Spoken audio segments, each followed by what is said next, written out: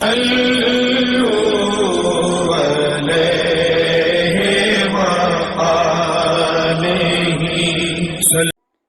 بخاری حدیث نمبر 1۔ حضور اکرم صلی اللہ علیہ وآلہ وسلم نے فرمایا کہ تمام اعمال کا دار و مدار نیت پر ہے، اور ہر عمل کا نتیجہ ہر انسان کو اس کی نیت کے مطابق ہی ملے گا۔ بس جس کی ہجرت ترک وطن دولت دنیا حاصل کرنے کے لیے ہو یا کسی عورت سے شادی کے غرض سے ہو، بس اس کی ہجرت انہی چیزوں کے لیے ہوگی جن کے حاصل کرنے کی نیت سے اس نے ہجرت کی ہوگی۔ صحیح بخاری حدیث نمبر 2۔ حضور اکرم صلی اللہ علیہ وآلہ وسلم نے فرمایا کہ وحی نازل ہوتے وقت کبھی مجھ کو گھنٹی کی سی آواز محسوس ہوتی ہے، اور وحی کی یہ کیفیت مجھ پر بہت شاخ گزرتی ہے۔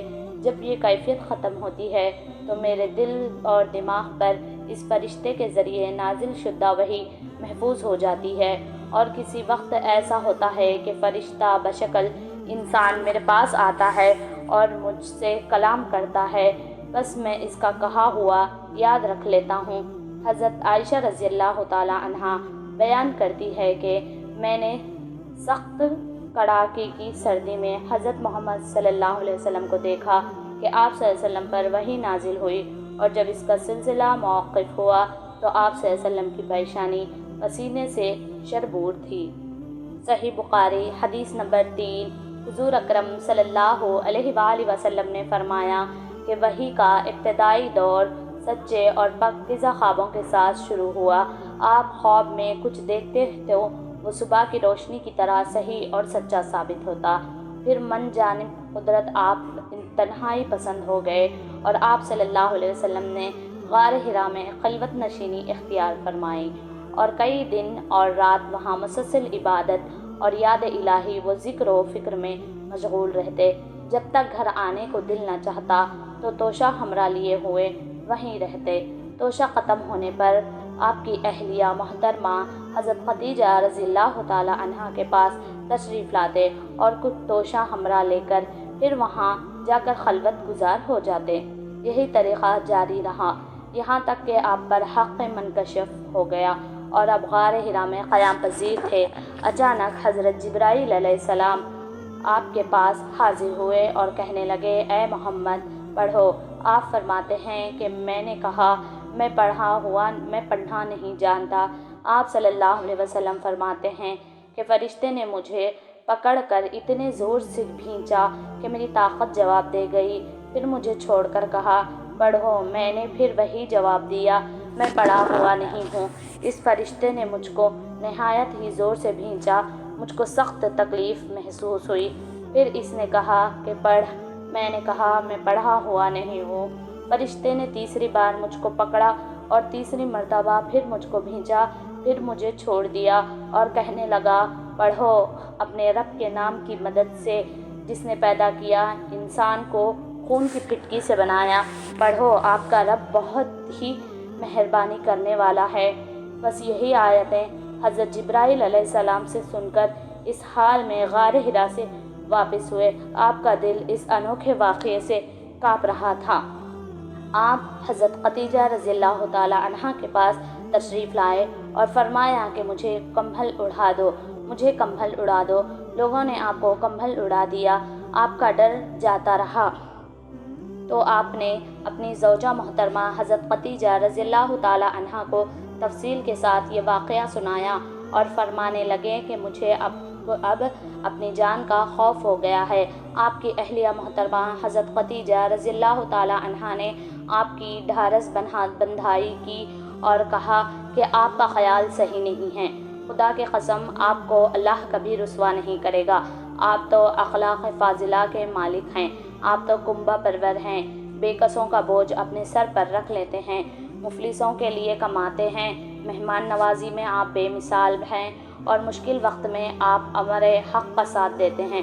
ایسے اوصاف حسنہ والا انسان یوں بے وقت ذلت و خواری کی موت نہیں پا سکتا۔ پھر مزید تسلی کے لیے حضرت خدیجہ رضی اللہ تعالی عنہا آپ صلی اللہ علیہ وسلم کو ورقہ بن نوفل کے پاس لے گئی، جو ان کے چچا زاد بھائی تھے، زمانہ جاہلیت میں نصرانی مذہب اختیار کر چکے تھے اور عبرانی زبان کے کاتب تھے۔ چنانچہ انجیل کو بھی حسب منشائے خداوندی عبرانی زبان میں لکھا کرتے تھے۔ انجیل یا سریانی زبان میں نازل ہوئی تھی، پھر اس کا ترجمہ عبرانی زبان میں ہوا۔ برقہ اسی کو لکھتے تھے۔ وہ بہت بوڑھے ہو گئے تھے، یہاں تک کہ ان کی بینائی بھی رخصت ہو چکی تھی۔ حضرت خدیجہ رضی اللہ تعالیٰ عنہا نے ان کے سامنے آپ کے حالات بیان کیے اور کہا کہ اے چچا زاد بھائی، اپنے بھتیجے محمد صلی اللہ علیہ وسلم کی زبانی ذرا ان کی کیفیت سن لیجئے۔ وہ بولے کہ بھتیجے، آپ نے جو کچھ دیکھا ہے اس کی تفصیل سناؤ۔ چنانچہ آپ صلی اللہ علیہ وآلہ وسلم نے از اول تا آخر پورا واقعہ سنایا، جسے سن کر ورقہ بے اختیار ہو کر بول اٹھے کہ یہ تو وہی ناموس معزز رازدان فرشتہ ہے جسے اللہ نے حضرت موسیٰ علیہ السلام پر وحی دے کر بھیجا تھا۔ کاش میں آپ کے اس عہد نبوت کے شروع ہونے پر جوان عمر ہوتا، کاش میں اس وقت تک زندہ رہتا جب آپ کی قوم آپ کو اس شہر سے نکال دے گی۔ رسول کریم صلی اللہ علیہ وسلم یہ سن کر تعجب سے پوچھا کہ کیا وہ لوگ مجھ کو نکال کیوں دیں گے، حالانکہ میں تو ان میں صادق و امین اور مقبول ہیں۔ ورقہ بولے، ہاں یہ سب کچھ سچ ہے، مگر جو شخص بھی آپ کی طرح امر حق لے کر آیا، لوگ اس کے دشمنی ہو گئے۔ اگر مجھے آپ کی نبوت کا وہ زمانہ مل جائے تو میں آپ کی پوری مدد کروں گا۔ مگر ورقہ کچھ دنوں بعد انتقال کر گئے۔ پھر کچھ عرصے تک وحی کی آمد مخوف رہی۔ صحیح بخاری حدیث نمبر 4۔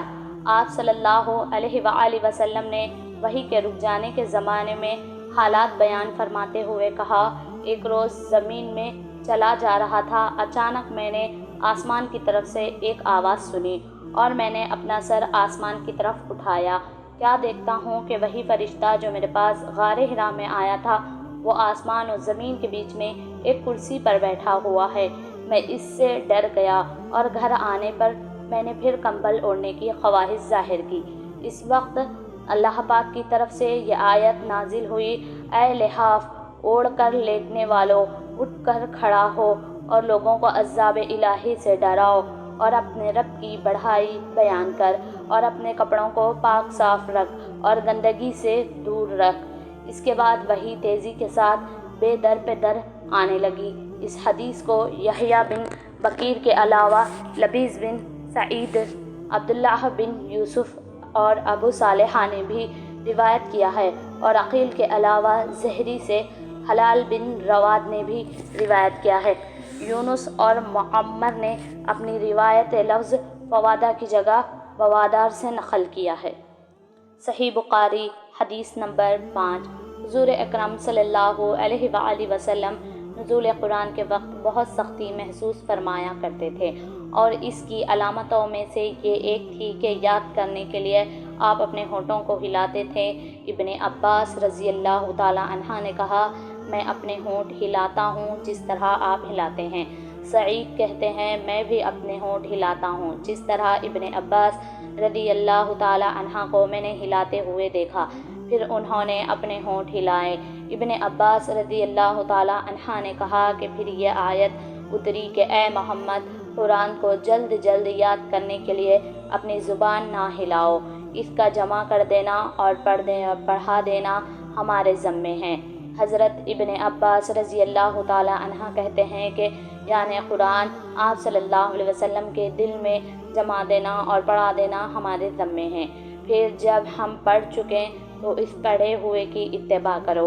ابن عباس رضی اللہ تعالیٰ عنہ فرماتے ہیں، اس کا مطلب یہ ہے کہ آپ اس کو خاموشی کے ساتھ سنتے رہو، اس کے بعد مطلب سمجھا دینا ہمارے ذمے ہیں، پھر یقیناً یہ ہماری ذمہ داری ہے کہ آپ اس کو پڑھو، یعنی اس کو محفوظ کر سکو۔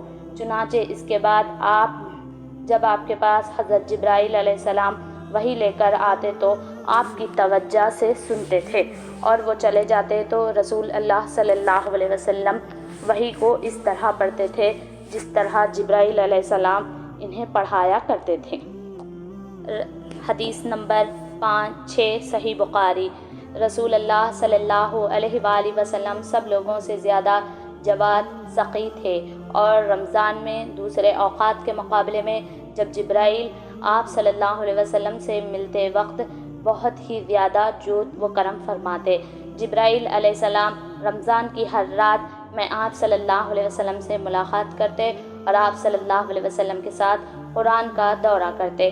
غرض حضرت محمد صلی اللہ علیہ وسلم لوگوں کو بھلائی پہنچانے میں بارش لانے والی ہوا سے بھی زیادہ جود و کرم فرمایا کرتے تھے۔ صحیح بخاری حدیث نمبر 7۔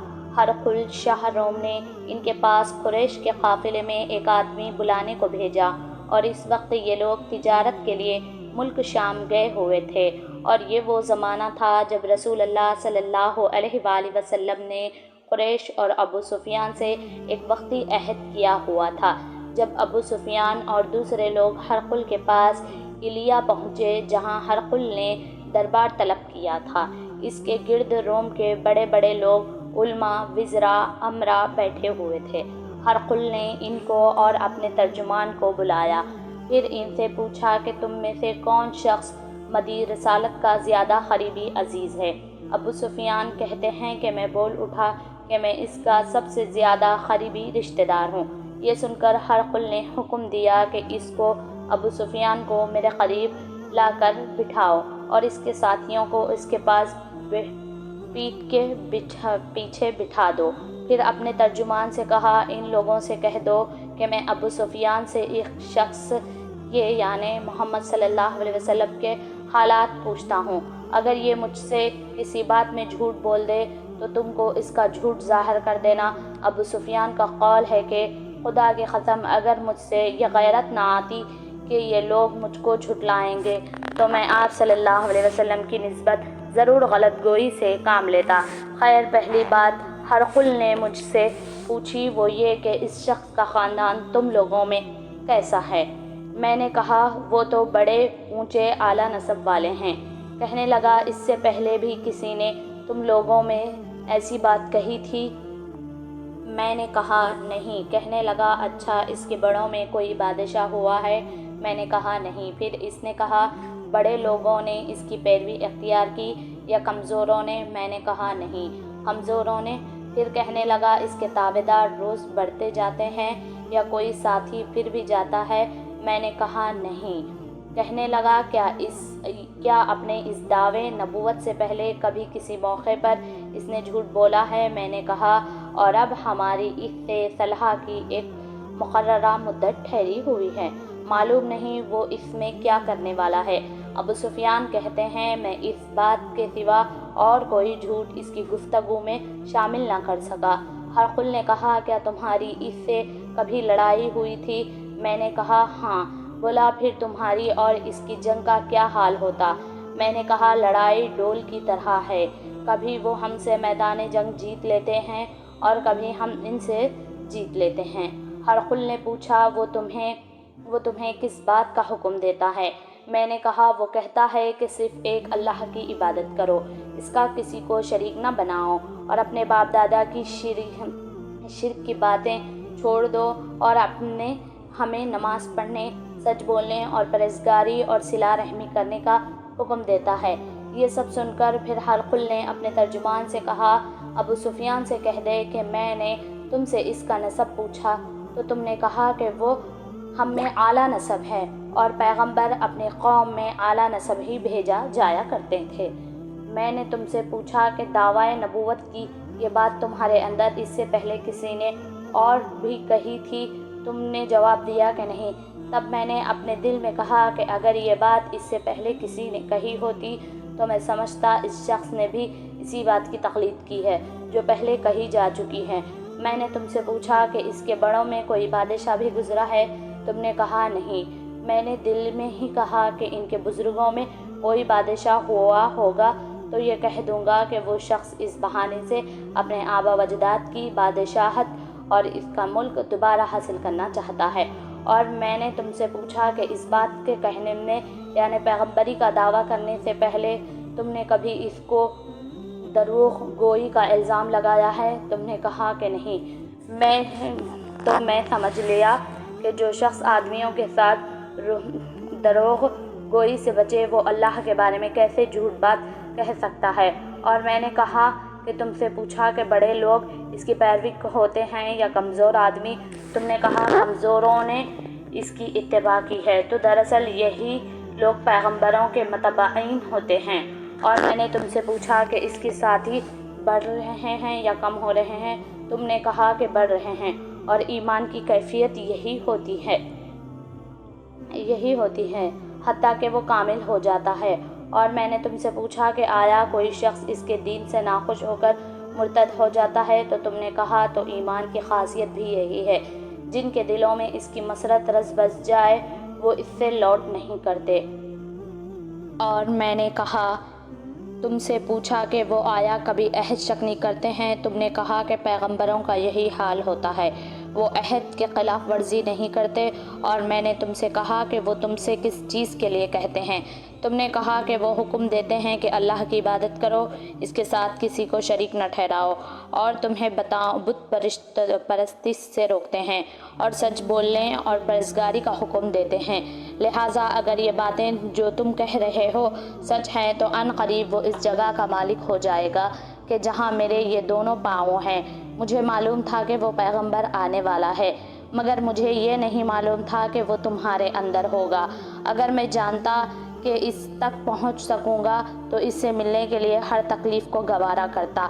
اگر میں اس کے پاس ہوتا تو اس کے پاؤں دھوتا۔ ہرقل نے رسول اللہ صلی اللہ علیہ وسلم کا وہ خط منگایا جو آپ نے دہیہ کلبی رضی اللہ عنہا کے ذریعے سے حکم بصری کے پاس بھیجا تھا، اور اس نے وہ ہرقل کے پاس بھجا دیا۔ پھر اس کو پڑھا تو اس میں لکھا تھا کہ اللہ کے نام کے ساتھ جو نہایت اور مہربان اور رحم کرنے والا ہے۔ اللہ کے بندے اور اس کے پیغمبر محمد صلی اللہ علیہ وسلم کی طرف سے یہ خط ہے۔ شاہ روم کے لیے اس شخص پر سلام جو ہدایت کی پیروی کرے۔ اس کے بعد میں آپ کے سامنے دعوت اسلام پیش کرتا ہوں۔ اگر آپ اسلام لے آئیں تو دین و دنیا میں سلامتی نصیب ہوگی، اللہ آپ کو ہر دوہرا ثواب دے گا۔ اور اگر آپ میری دعوت سے روگردانی کریں گے تو آپ کی رعایا کا گناہ بھی آپ پر ہی ہوگا۔ اور اہل کتاب ایسی ہی بات پر آ جاؤ جو ہمارے اور تمہارے درمیان یکساں ہے، وہ یہ کہہ کہ اللہ کے سوا کسی کی عبادت نہ کریں اور کسی کو اس کا شریک نہ ٹھہرائیں، اور ہم میں سے کوئی کسی کو خدا کے سوا اپنا رب بنائے۔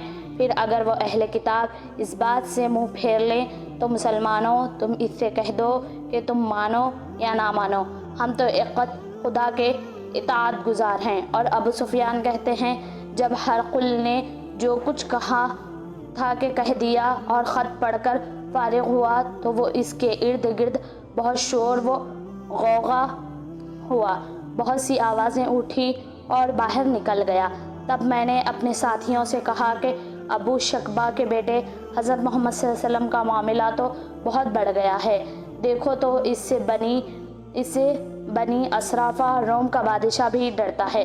مجھے اس وقت اس بات کا یقین ہو گیا کہ حضور صلی اللہ علیہ وسلم عن قریب غالب ہو کر ہی رہیں گے، حتیٰ کہ اللہ نے مجھے مسلمان کر دیا۔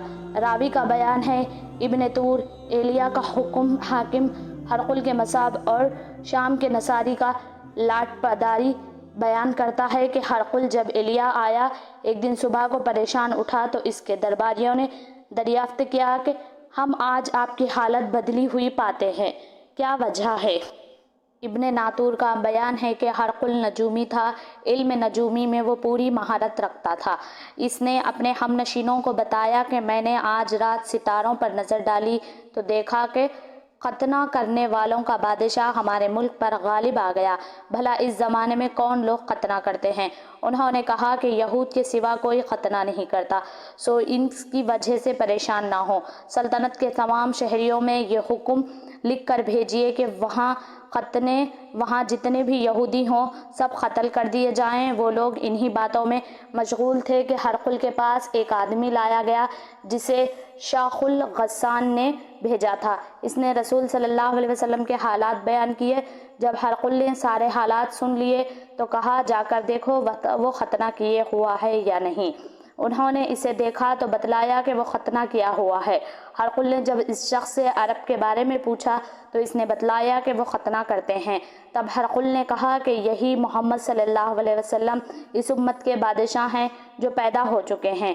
پھر اس نے اپنے دوست کو رومیہ خط لکھا اور وہ بھی علم نجوم میں ہرقل کی طرح ماہر تھا۔ پھر وہاں سے ہرقل